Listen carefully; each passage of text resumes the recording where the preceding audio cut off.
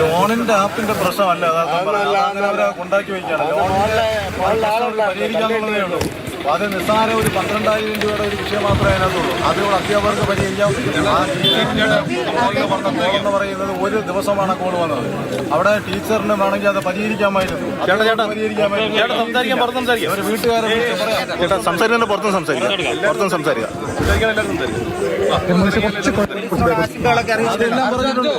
അത് അവര് പറയുന്ന അവര് ഇതിപ്പോ ഈ വഴിമാറ്റിയാ ഈ കേസിൽ വിടുന്നത്.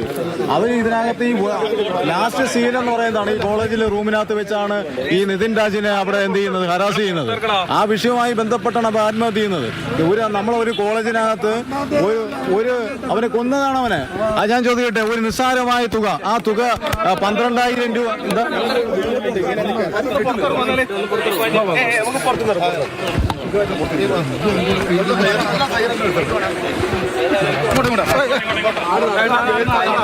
ഈ പിന്നെ തുക എന്ന് പറയുന്നത് ഇപ്പൊ ലോൺ ആപ്പായിട്ട് ഇതിനെ ഈ കേസിനെ വഴിതെറ്റിക്കുവാൻ ആരും ശ്രമിക്കേണ്ട എന്നുള്ളതാണ്. കാരണം ഇതൊരു കൊലപാതകമാണ്, ആസൂത്രിതമായ ഒരു കൊലപാതകമാണെന്ന് നമുക്ക് മനസ്സിലാക്കാൻ കഴിഞ്ഞിട്ടുണ്ട്. നമ്മൾ അതുകൊണ്ടാണ് ഇവിടെ വന്ന സ്പോട്ട് മനസ്സിലാക്കുവാനും അത് നേരിട്ട് ബോധ്യപ്പെടുവാനും ഞങ്ങൾ ഇവിടെ വന്നത്. ലോൺ ആപ്പുമായി ഇതിനെ ബന്ധപ്പെടുത്തേണ്ട കാര്യമല്ല, അത് വേറൊരു കാര്യമാണ്. കാരണം നിസ്സാരമായ ഒരു തുക നമ്മൾ കോളേജ് ക്യാമ്പസുകളിൽ നോക്കുമ്പോൾ അറിയാം. ഞാൻ ഇപ്പൊ കണ്ടല്ലേ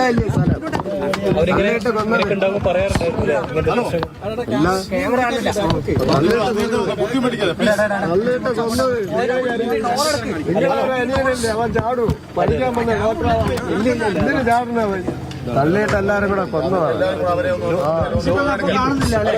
അവനെ കണ്ടാ കുത്തിക്കൊല്ലോ. അവനെ എന്റെ മോനെ കൊന്നവനാ. അവനോ എല്ലാ എണ്ണത്തിന് അവനെ ആരെ കാണണം? അവനാണ് പറയുന്നത്. പ്രിൻസിപ്പലിനെയാണോ അല്ലെ മറ്റേ റാമിനെയാണോ? റാമനെ പ്രിൻസിപ്പാളാണോ? രാമൻ, വാർഡൻ, പ്രിൻസിപ്പാൾ, ശ്രീലേഖ എല്ലാം പ്രതികളാണെന്ന് ഇതുവരെയ്ക്കും അറിഞ്ഞൂടെ? അയ്യോ, എല്ലാ പ്രതികളാണ്. എല്ലാം കൂടെ ടോർച്ചർ ചെയ്ത് അവരെ കൊന്നില്ല. വെളിയിലുള്ള ഓഫീസുള്ള ബൈക്ക് തരാം നിർത്തി കഴിഞ്ഞാൽ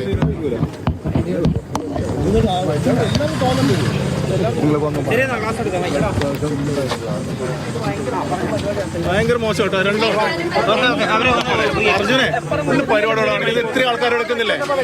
ആര് വെച്ച് സംസാരിക്കാനില്ലെങ്കിൽ അദ്ദേഹത്തെ തന്നെ വിടുക എന്നുള്ളതാണ് ചെയ്യാനാവുന്നത്. ഞങ്ങൾ ഇന്നലെ കമ്മീഷണറെ നേരിട്ട് കണ്ട് പറഞ്ഞ കാര്യങ്ങൾ മീഡിയയോടെ പറഞ്ഞതാണ്. ഇന്ന് വീണ്ടും ആവർത്തിക്കുകയാണ്. ഇത് ലോൺ ആപ്പുമായിട്ട് ഇത് കൂട്ടിക്കഴിക്കേണ്ട കാര്യമില്ല. ഇതൊരു വലിയൊരു വംശീയ അധിക്ഷേപവും ഒരു പിന്നെ ഇദ്ദേഹത്തിന് കൊലപാതകമാണ് ചെയ്തിരിക്കുന്നത്. നിതിൻ രാജിനെ കൊന്നതാണ്. അത് ഞങ്ങൾക്ക് ഉറപ്പുണ്ട്. അതിനകത്ത് അവിടെ പിന്നെ ഈ ഒരു നിസ്സാര തുകയുടെ കാര്യത്തിൽ ഒരു റൂമിനകത്ത് വിളിച്ച് നിർത്തി അത് പരിഹരിക്കേണ്ട വിഷയം. അങ്ങനെ ആ വിദ്യാർത്ഥി എടുത്തിട്ടുണ്ടെങ്കിൽ അധ്യാപകർക്ക് വീട്ടുകാരെ അറിയിക്കാം. അത് വീട്ടുകാരെ അറിഞ്ഞുകൊണ്ട് എടുത്ത ചെറിയൊരു ലോണാണ്. അതിന്റെ പേര് ഒരിക്കലും ആ വിദ്യാർത്ഥി ആത്മഹത്യ ചെയ്യില്ല. നിങ്ങൾക്ക് തോന്നുന്നുണ്ടോ? ദന്തൽ കോളേജിൽ വന്നത് അവന് ഒരു ഡോക്ടറാവാൻ വേണ്ടിയാണ്. ഒരു ഡോക്ടറാവാൻ വേണ്ടി വന്ന ആ ചെറുപ്പക്കാരൻ ആത്മഹത്യ ചെയ്യുമെന്നുള്ളത് ഈ പൊതുസമൂഹം ചർച്ച ചെയ്യപ്പെടണം. ഒരിക്കലും നിസ്സാരം 12,000 രൂപയ്ക്ക് വേണ്ടി അവൻ ആത്മഹത്യ ചെയ്തില്ല. അവൻ അത്രത്തോളം മൃഗീയമായി ആ ക്ലാസ് റൂമിനകത്ത് പ്രിൻസിപ്പാൾ ഉൾപ്പെടെ അവിടുത്തെ അധ്യാപകർ ഉൾപ്പെടെ മാനസികമായി അവനെ കൊല്ലുന്ന തരത്തിലേക്ക് അവർ ആസൂത്രണം ചെയ്ത് അവനെ ഹരാസ് ചെയ്തു, അത്രത്തോളം അപമാനിച്ചു. അതിന്റെ പേരിലാണ് അവൻ ആത്മഹത്യ ചെയ്തത്. ഞങ്ങൾക്ക് സംശയമുണ്ട്. നമ്മൾ അവിടെ ചെന്നപ്പോൾ അത് എവിടെ നിന്നാണ് അവൻ ചാടിയെന്ന്, ആരാണ് തള്ളിയിട്ടെന്ന് ഞങ്ങൾക്ക് അറിയില്ല. പക്ഷെ ഞങ്ങൾക്ക് അറിയണം ആ കൊലകൃത്യം ചെയ്ത് ആരാണെന്നുള്ളത്. ഞങ്ങൾക്ക് പൊതുസമൂഹത്തിന് അറിയണം, ആ കുടുംബത്തിന് ഞങ്ങൾക്ക് അറിയണം ഇതെന്താണ് ഇതിവിടെ സംഭവിച്ചതെന്നുള്ളത്. ഇതിന് ഉത്തരവാദികൾ, ആ പ്രതികളെ സംരക്ഷിക്കാൻ വേണ്ടി ഇവിടെ നിന്ന് പോലീസ് ശ്രമിക്കുന്നു എന്നുള്ളത് ഞങ്ങൾക്ക് മനസ്സിലാകുന്നുണ്ട്. ഇവിടെ നിന്ന് മറ്റ് സംസ്ഥാനങ്ങളിൽ പോയി ഈ പറയുന്ന ലോൺ ആപ്പുമായി ബന്ധപ്പെട്ട് പ്രതികളായിരിക്കുന്ന അന്യസംസ്ഥാന പിന്നെ മേഖലയിലുള്ളവരെ അറസ്റ്റ് ചെയ്യാമെങ്കിൽ ഇവിടെ തൊട്ട് സമീപത്തുള്ള റാം ഉൾപ്പെടെയുള്ള അധ്യാപകരെ അറസ്റ്റ് ചെയ്യുവാൻ എന്തുകൊണ്ടാണ് പോലീസ് പഠിക്കുന്നത്? അത് നമ്മൾ പൊതുസമൂഹം മനസ്സിലാക്കണം. നമ്മുടെ മാധ്യമങ്ങളും പത്രമാധ്യമങ്ങളും എല്ലാവരും തന്നെ ഇതിന്റെ യഥാർത്ഥ പ്രതികളെ, അതുമാത്രമല്ല ഈ പ്രതികളെ അറസ്റ്റ് ചെയ്യുവാൻ 22-ാം തീയതി കേസ് ഇവിടെ വെച്ചിരിക്കുകയാണ്, കോടതിയിൽ ഇരിക്കുകയാണ്. ആ മുൻകൂർ ജാമ്യത്തിന് വേണ്ടി ഇവിടുത്തെ റാം ഉൾപ്പെടെയുള്ളവർ അപ്പീൽ കൊടുത്തിരിക്കുകയാണ്. അവർ ഒരു കാരണവശാലും ശരി തന്നെയാണ്, അവർക്ക് ജാമ്യം കിട്ടാൻ പാടില്ല. ആ ജാമ്യം എടുക്കുന്നതിന് മുമ്പേ തന്നെ പോലീസ് അറസ്റ്റ് ചെയ്ത് ഈ പൊതുസമൂഹത്തോട് നീതി കാണിക്കണമെന്നാണ് ഈ അവസരത്തിൽ പറയാനുള്ളത്.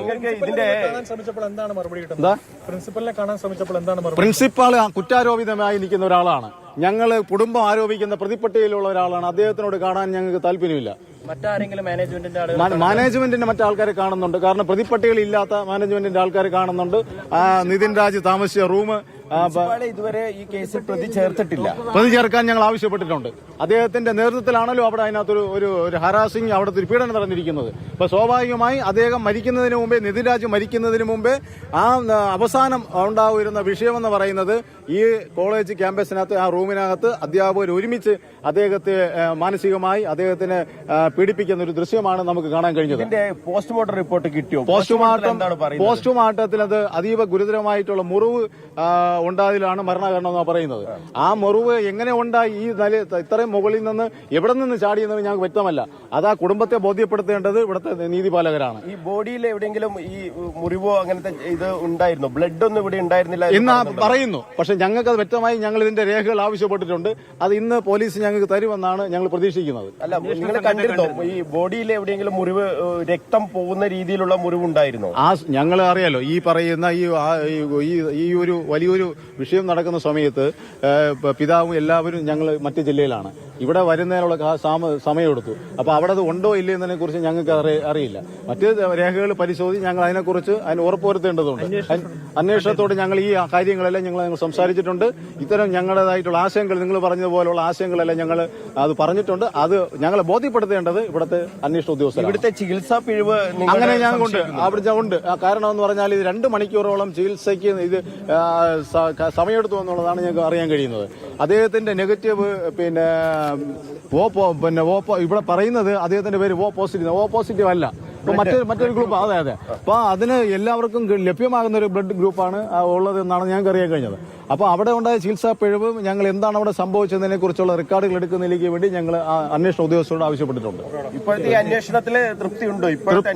തൃപ്തി എന്ന് പറഞ്ഞാൽ നിങ്ങൾക്ക് അറിഞ്ഞൂടെ, ഈ പ്രതികളെ ഇതുവരെ ഈ പറയുന്ന കണ്ണൂരിനകത്ത് ഈ കോളേജിന്റെ അധ്യാപകരെ അറസ്റ്റ് ചെയ്യാൻ കഴിഞ്ഞില്ല എങ്കിൽ ഞങ്ങൾ എങ്ങനെയാണ് ഇതിനകത്ത് മറുപടി പറയേണ്ടത്? ഏത് തരത്തിലാണ് മറുപടി പറയേണ്ടത്? അപ്പൊ അന്വേഷണ ഉദ്യോഗസ്ഥർ എന്നുള്ള നിലയ്ക്ക് അത് നീതിപൂർവമായിട്ടുള്ള കാര്യങ്ങൾ ചെയ്യേണ്ടത് അന്വേഷണ ഉദ്യോഗസ്ഥരാണ്, പോലീസാണ്. അത് ചെയ്യണം. എന്റെ പേര് കണ്ടള സുരേഷാണ്. ഞാൻ സാമൂഹ്യ പ്രവർത്തകനാണ്. തിരുവനന്തപുരം ജില്ലയിൽ നിന്നാണ് ഞാൻ വരുന്നത്. ആ കുടുംബത്തോടെ വന്നതാണ്.